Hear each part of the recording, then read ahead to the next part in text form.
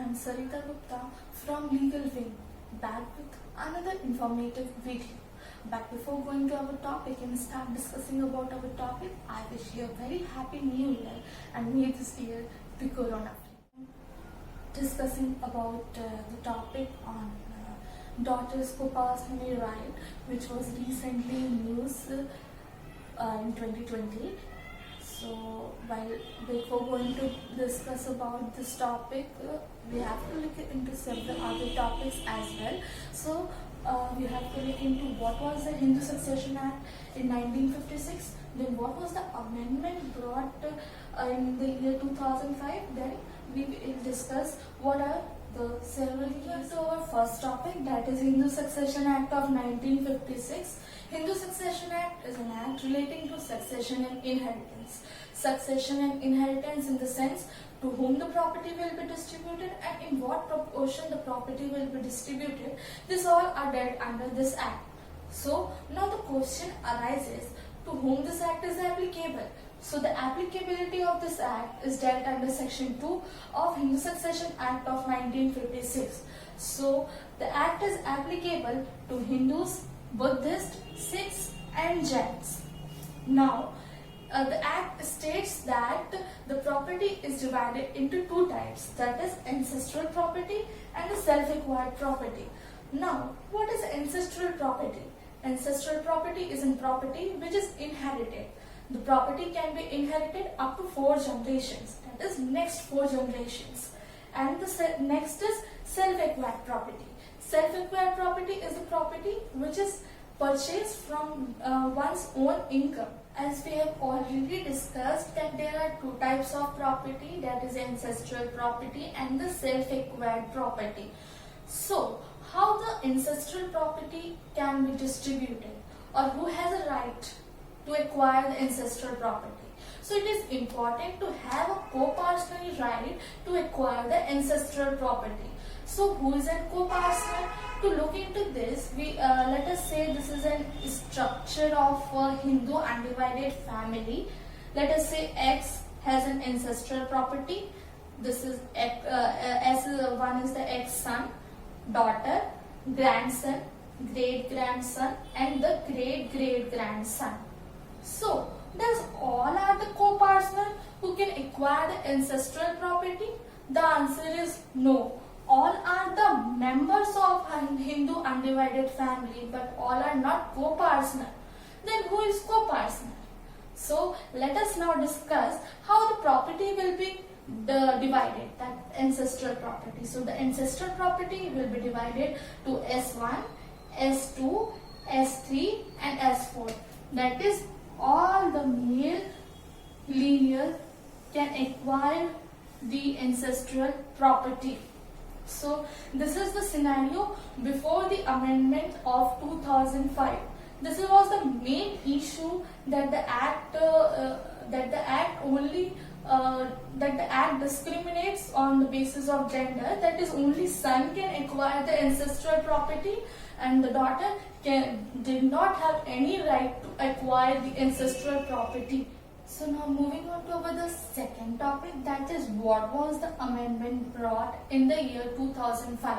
So before that we have seen that only males were qualified to acquire the ancestral property, that is only sons have a right to acquire the ancestral property, daughters, widows, wives are not entitled to acquire the ancestral property. So what was the amendment? In 2005, the amendment abolishes the survivorship rule. So what is survivorship rule? Survivorship rule means that if A has an ancestral property, then A's son will acquire the ancestral property, then grandson will acquire, and this will continue. So this was the survivorship rule which was abolished by the amendment of 2005. So it was very simple that if a person wants to make a will that he wants to give this property to X, to his wife, to his son or to anybody, this will can only be applicable to the self-acquired property and not to the ancestral property. The ancestral property can be divided made only through this law, that is the Hindu Succession Act. So the Act, that is the Amendment Act 2005, introduces two terms, that is testamentary succession and the interstate succession. Now what is the meaning of testamentary succession? Testament, that is nothing but a will. A person can make his or her own will, that how he to whom he wants to give his property, to his son or to his daughter or to his wife or to any other random person which he or she wants to give. So this was the testamentary succession.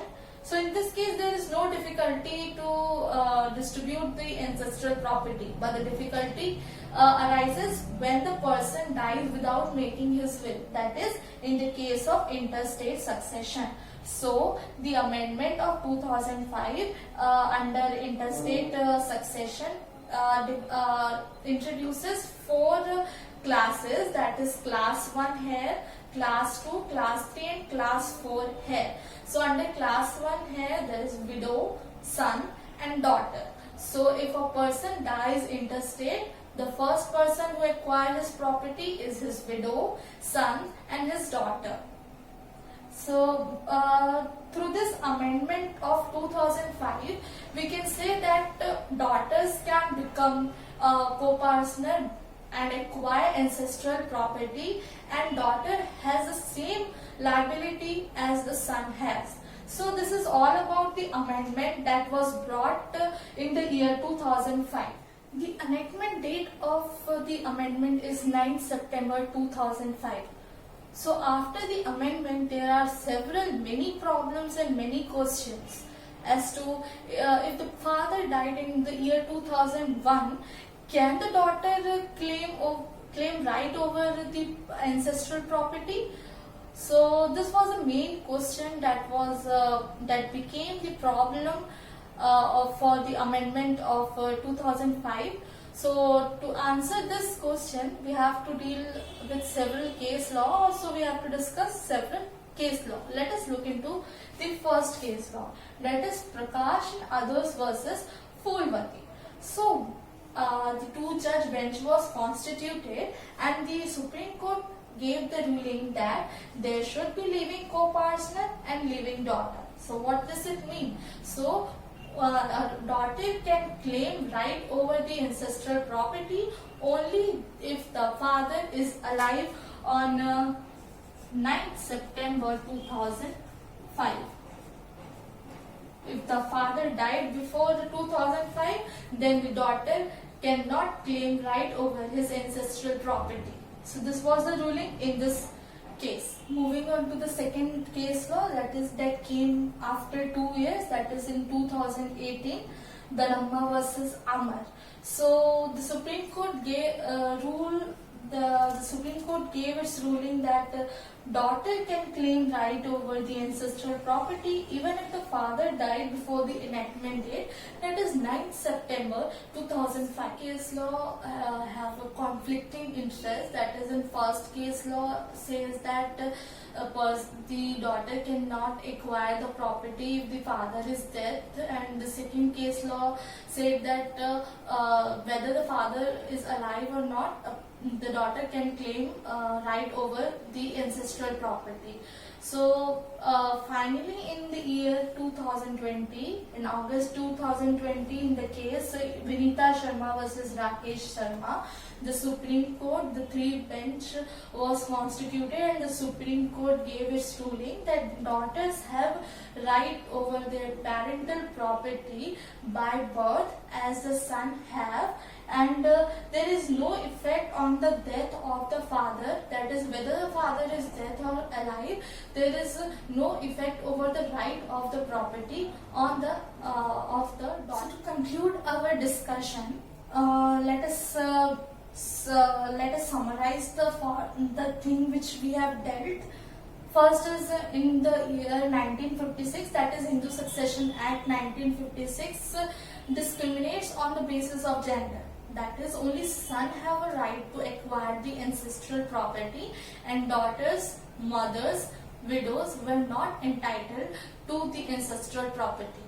After that, we have seen the amendment of 2005. So the amendment said that daughters can become as co-partner and has the same liability as the son have. So after the amendment, there was several questions in the minds of the public as whether the father should be alive while giving the property. So this question is dealt in this case law, that is Prakash and others versus Fulavati. In this case, the Supreme Court said that the co-partner should have to be alive if the daughter have to claim the right over the ancestral property. Next, in Dhanamma versus Amar, we have seen that the Supreme Court said that even if the father died before the enactment date, that is 9 September 2005, the daughter can claim the right over the ancestral property.